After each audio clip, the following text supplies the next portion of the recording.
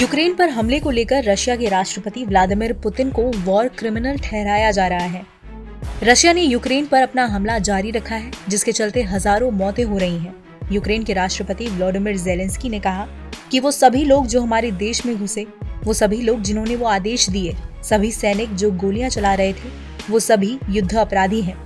America ने भी कई मौकों पर इस बात पर जोर दिया है कि यूक्रेन पर रशिया के आक्रमण के दौरान युद्ध अपराध किए गए हैं। तो आज नोदिस के इस वीडियो में हम जानेंगे कि क्या यूक्रेन पर क्रूर हमलों के लिए पुतिन पर वॉर क्राइम का मुकदमा चलाया जाएगा। आप वीडियो के आखिर तक बने रहिए हमारे साथ। यूक्रेन के राष्ट्रपति ज़ेलेंस्की ने रूसी लड़ाकू विमानों पर देश भर में नागरिक ठिकानों पर अंधाधुंध गोलियां चलाने का आरोप लगाया है। अमेरिका ने ज़ापोरिज़िया न्यूक्लियर पावर प्लांट पर हमले को भी युद्ध अपराध कहा है। इस महीने की शुरुआत में नाटो के महासचिव जेंस स्टोलनबर्ग ने कहा था कि रशिया यूक्रेन में क्लस्टर बमों का इस्तेमाल कर रहा है।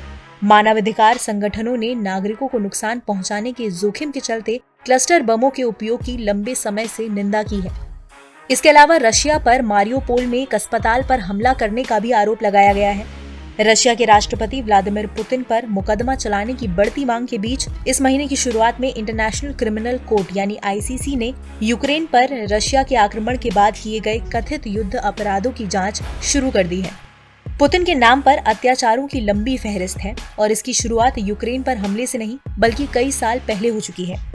1999 से 2000 के चेचन्य युद्ध के दौरान अलगाववादी आंदोलन को खत्म करने की कोशिश में रशिया की सरकार ने अकल्पनीय हिंसा का सहारा लिया। 2008 में पुतिन ने जॉर्जिया के दक्षिण ओसेशिया और अबकाजिया पर हमला किया था और हमला करने वाले रूसी सैनिकों को शांति रक्षक कहा था। रूसी सैनिकों ने उस हमले के दौरान आम लोगों पर भी कोई रहम नहीं किया। ये वॉर क्राइम था। पुतिन ने 2014 में भी यूक्रेन पर हमला किया।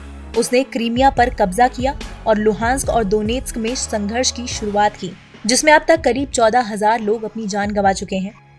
1949 के जेनेवा सम्मेलनों के मुताबिक पुतिन अब कानूनी तौर पर वॉर क्रिमिनल घोषित हो सकते हैं। यूक्रेन के मामले में पुतिन के एक संप्रभु देश पर आक्रमण और उसकी सरकार को बेदखल करने की कोशिश साफ रूप से अंतर्राष्ट्रीय कानून का उल्लंघन है। देखना होगा कि पुतिन के खिलाफ ICC में क्या कदम उठाए जाएंगे। फिलहाल हमारी इस रिपोर्ट पर आपकी क्या राय है, कमेंट सेक्शन में लिखकर जरूर बताएं। इस वीडियो को लाइक करें, शेयर करें।